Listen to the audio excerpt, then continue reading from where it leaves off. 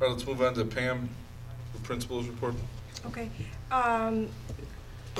John Passarello, the assistant principal for student affairs, and I held grade level class meetings again for the second semester. We started this process last year, and we held them last Friday, and conducted a handbook review, talked about things that went well first semester, and reminded the students what they need to continue working on, reminded them of the big handbook violations that could get them in trouble, and we've had success since we started doing that and decreasing some infractions. So we continued that, and then Mr. Passarello talked about the lockdown drill and reviewed some of the things that we learned, and problem solved a little with the students if we were to have different scenarios, what they might do, and thanked them for their quality participation because they took the drill seriously along with staff. So we wanted to just make sure that we had a little reflection time with the students on that.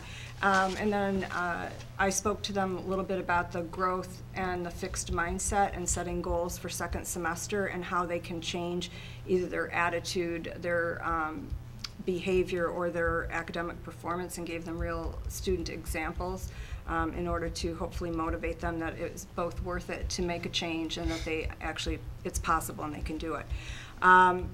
We're finishing up our registration process, so that moves quickly now with our new timetable. So all of our students that are here now have registered, and we're getting the makeup of the kids that missed their appointments. And then we have on last Wednesday we welcomed our incoming freshman families, and this Saturday they will come and register for their classes. So we're getting close to the sectioning that will begin in the beginning of February. We've put in a couple of programs. I'm excited that we're just starting. We're in the birth of these programs and their mentor programs in order to support our at-risk and struggling students. So one is John Passarella and Kristen Smetana, the two assistant principals, are working to create a program where teachers will volunteer their time and administrators to meet with a student on a consistent basis in order to help show them that there's somebody here that's invested in their future and help them maybe organize themselves, check in with them, and so forth. So we're hoping this will help some of our students that maybe don't have those supports outside.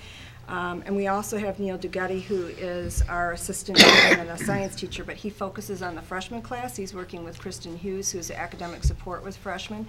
That they've started a program with students, mentoring students in that academic support, and that's going very well in order to build those relationships and have positive role models for those students. So pleased with that.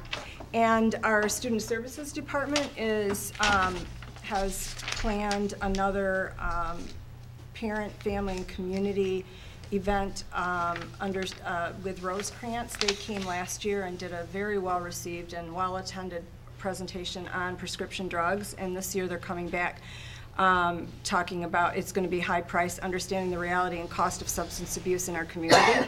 So that'll be February 27th, and we're just starting to put out the flyers and the press on that. So we hope that we'll get a good crowd for that presentation. They just did a stellar job last year.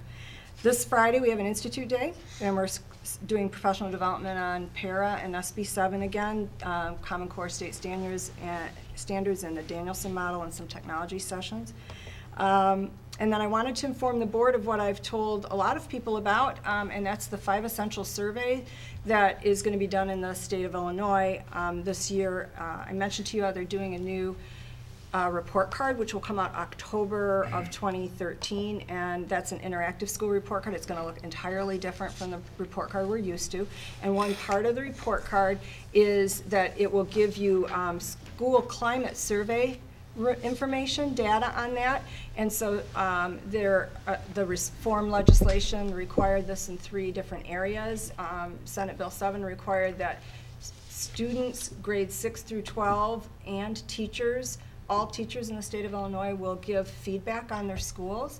And then it's optional for parents this year, but we are asking our parents to participate. So we're excited about that. That's part of the revised report card statute that said that the state had to develop a school climate survey, and so the University of Chicago has actually created this. Their consortium created a survey that's been used for over 20 years, and so they have a lot of data on it, and that's the one we're going to use.